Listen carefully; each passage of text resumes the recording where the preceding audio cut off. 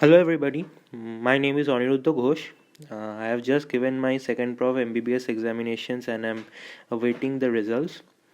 And these are a few videos I'm making which will hopefully help my juniors, both present and future, tackle the vast syllabus of pharmacology in a more effective way. And hopefully, after seeing these videos, they will not face the same problems which I did while preparing. So the first topic which I have chosen is the sympathetic nervous system, because the first topic which we generally learn in our MBBS curriculum after the general pharmacology portion is the autonomic nervous system. So in the sympathetic nervous system, the sympathetic nervous system should be studied ideally in 4 layers. Firstly, we should learn the basics.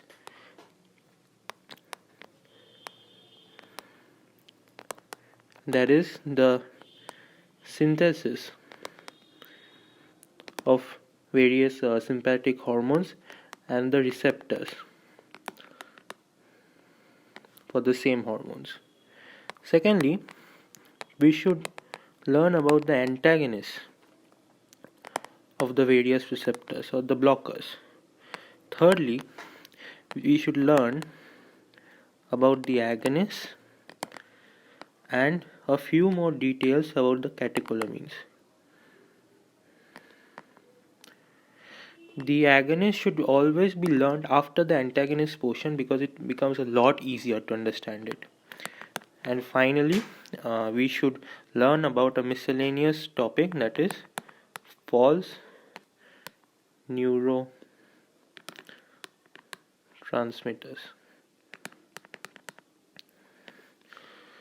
So at the beginning I would like to apologize for the appalling handwriting and the crude diagrams which will follow, because I'm still getting used to the software, and hopefully after 1 or 2 videos the problem will no longer be there. So let's begin with the synthesis.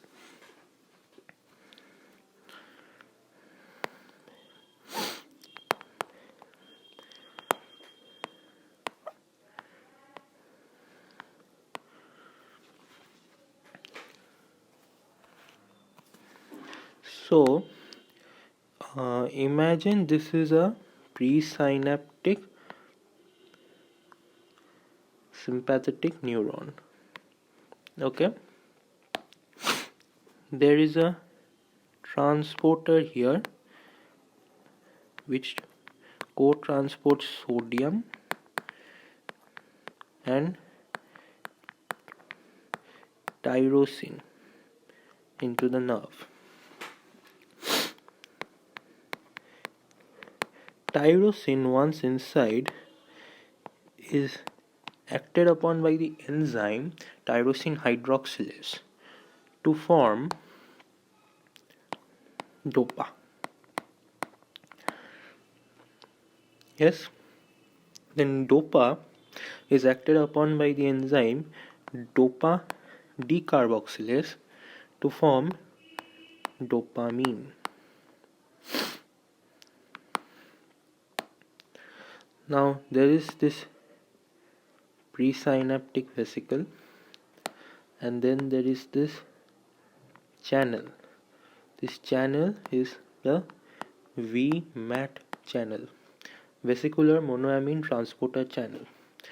The dopamine passes into this vesicle. Inside this vesicle there are a few reactions where dopamine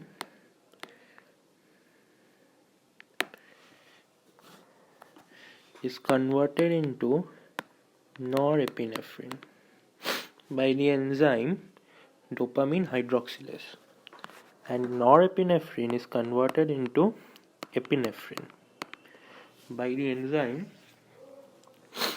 phenylethanolamine N-methyl transferase.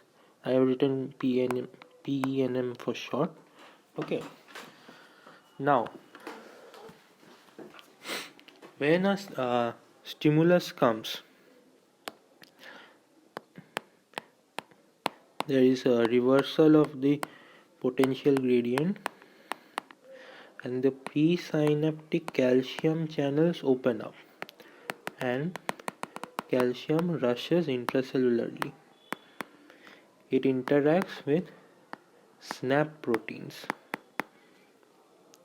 This causes fusion of the synaptic vesicle and the presynaptic membrane, and the contents are released into the synaptic cleft. The postsynaptic membrane has receptors like the alpha adrenergic receptors and the beta adrenergic receptors. Excuse me. These release catecholamines will bind with these receptors. Once their function is done, there can be two possible scenarios. Okay, one is that they can undergo reuptake into the presynaptic neuron via this transporter. Now, it has been called the NET, the norepinephrine transporter. Just remember that there is a transporter which causes reuptake of these catecholamines, and also these molecules can also undergo metabolism via the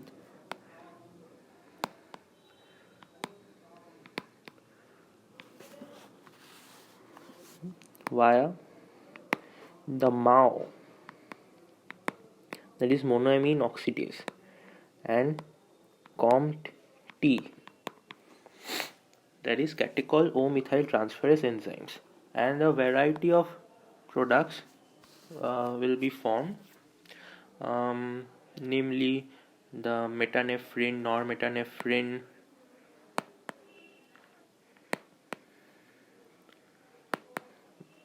also the vinyl mandelic acid, like these.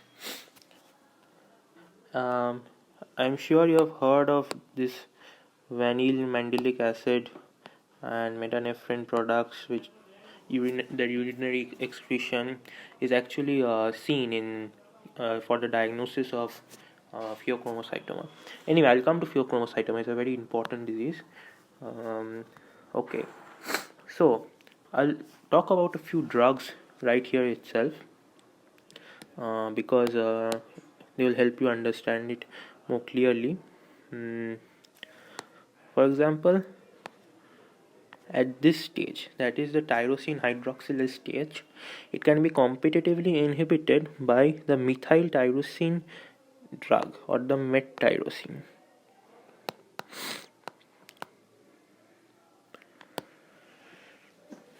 Yes, met-tyrosine is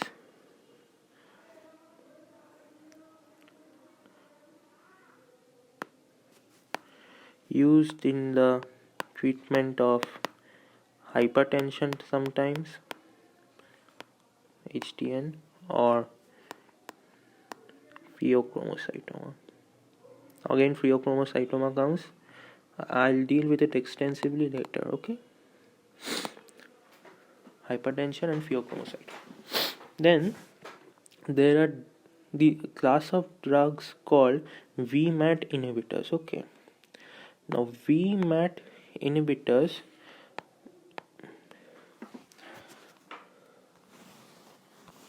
I'll write it over here. They are drugs like plant alkaloid reserpine, valbenazine, tetrabenazine,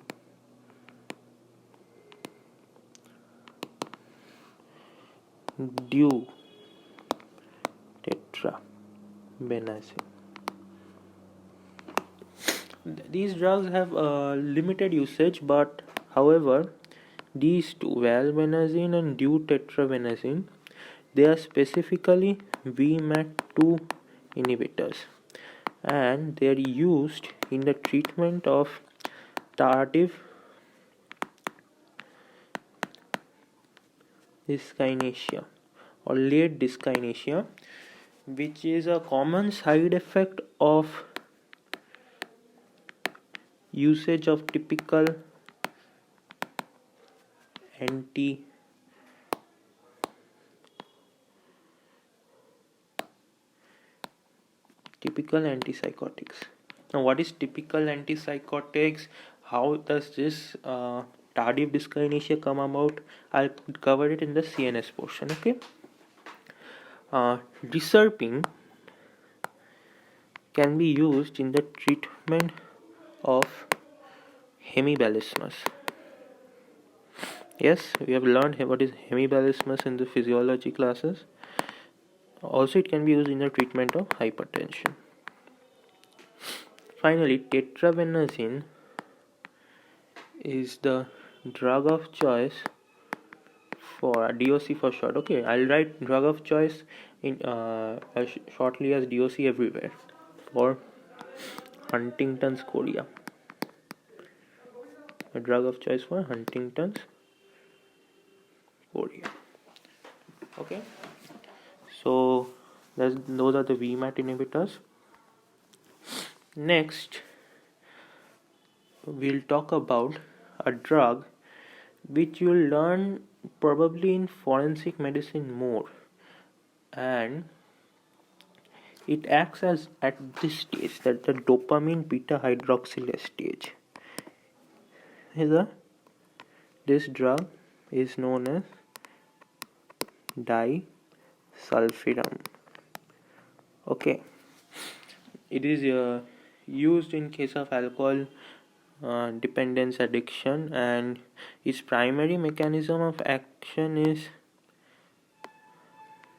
MOA for short. Okay, mechanism of action is inhibition of aldehyde dehydrogenase enzyme in the liver, but it also inhibits dopamine beta hydroxylase.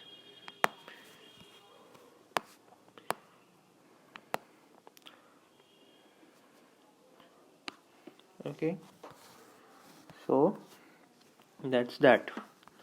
Now, coming to this, blockage of this calcium channels is a side effect of a antibiotic, and that is the aminoglycoside group.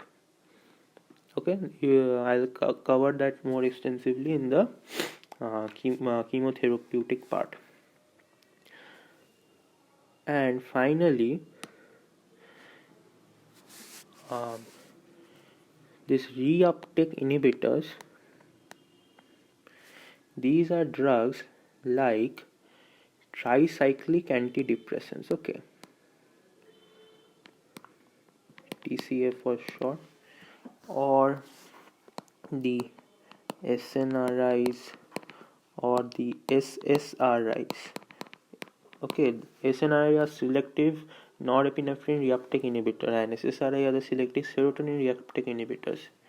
And also there is cocaine, which acts by a similar mechanism. Metabolism via